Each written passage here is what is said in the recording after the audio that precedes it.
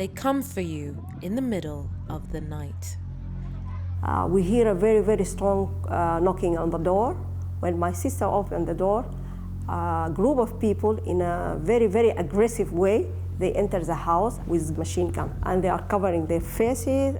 Armed government militia are caught on camera sweeping through residential neighborhoods in Sudan.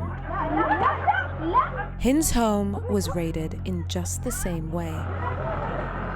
When I said, show me the warrant or show me your identity or anything to show, who are you? Actually, he laughed. I have a power and I can do whatever. It's part of a terrifying process of targeted arrests and disappearances designed to cripple the opposition. Then when he rushed here, he said, we want this man, now. The militia's target was Hind's husband, Yasser.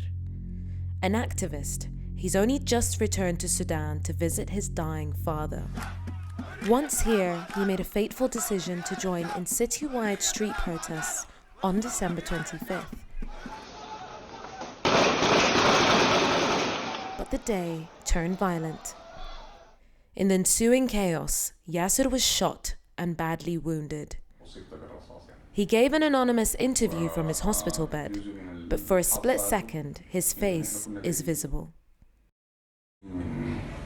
People asked me if my injury was caused by the army dispersing protesters at ground level, but I think it was a sniper. My condition, the CT scan and the angle of the shot show it was fired from higher ground. Channel 4 News has obtained X-rays for some of the gunshot victims. This one is Yasser Ali's. A bullet has entered at a sharp angle and is lodged between his lung and spine. Doctors told me he had stabilized, but that the bullet should be left in place until he could seek specialist treatment abroad. But Yasser had become walking evidence of a regime shoot-to-kill policy, so the authorities put him on a no-fly list. Then they abducted him. He said, we want this man, just like this, we want this man. He was laying in this bed, and then I said, this man is injured, how you want to take him? He said, no, I know that he was injured, and we're gonna take him, because I have an order to take him. And then I rushed to see where you were gonna take him. He said, we can't tell you anything, just he has to go with us. When I looked to the car, there is no plate in the car, no license, nothing, it's just a white, big car. These kinds of targeted arrests and disappearances are now happening around the clock. When the faculty of the University of Khartoum staged this low-key sit-in, the police moved in and immediately detained the organizers. This document apparently lists the dead, wounded, and detained. It was compiled by opposition sources. But when you look at the details, especially people's jobs, it becomes clear that the government has a strategy. They are systematically arresting Sudan's intelligentsia. They are targeting, at the moment, community leaders, professionals, political leaders, even future generation students and youth. It's an ongoing process to threaten and frighten those who can lead the community towards change and those who can lead the community afterwards. Khartoum now feels like a city under siege. Uniformed military forces are everywhere, ready to counter demonstrations.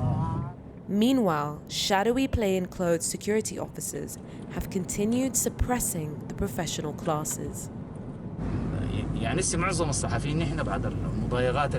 After the security forces' harassment began, we journalists focused on social media instead. Reporters used social media to publish the news they couldn't cover in newspapers. Journalist Yasser Abdullah thought moving online would make things safer. Then, government militia raided his Al-Sudani newspaper offices. White jeeps pulled up, full of civilians armed with Kalashnikovs. And one of the gunmen fired 2 shots into the air. Then they started to beat me up, and the beating was a really bad one. With the press muzzled, the world is relying on footage from ordinary people's phones. But it's very risky. As we drove, a man was attacked in front of us for trying to film on his mobile. In this footage, 2 women are filming the police with a group of bloody demonstrators. Suddenly, they're spotted and have to run for their lives.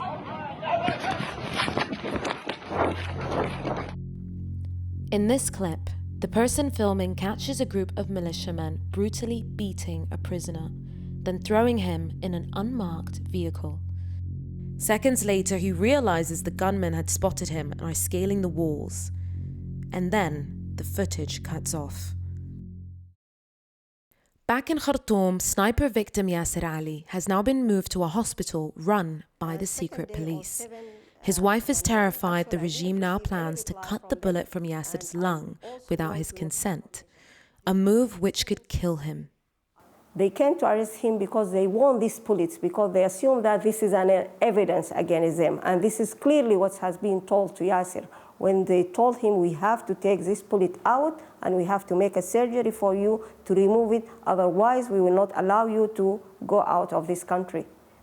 His health is in a very, very critical condition nowadays, and this is why I'm afraid that if he went on this surgery, definitely maybe he will be we can lose his life. The government was arresting people en masse yesterday, and 3 more unarmed protesters were killed when police again fired live ammunition at the demonstrations. As night falls over Khartoum, clouds of tear gas rise once more from residential streets. Security forces are back on the hunt, moving from house to house, alley to alley, door to door.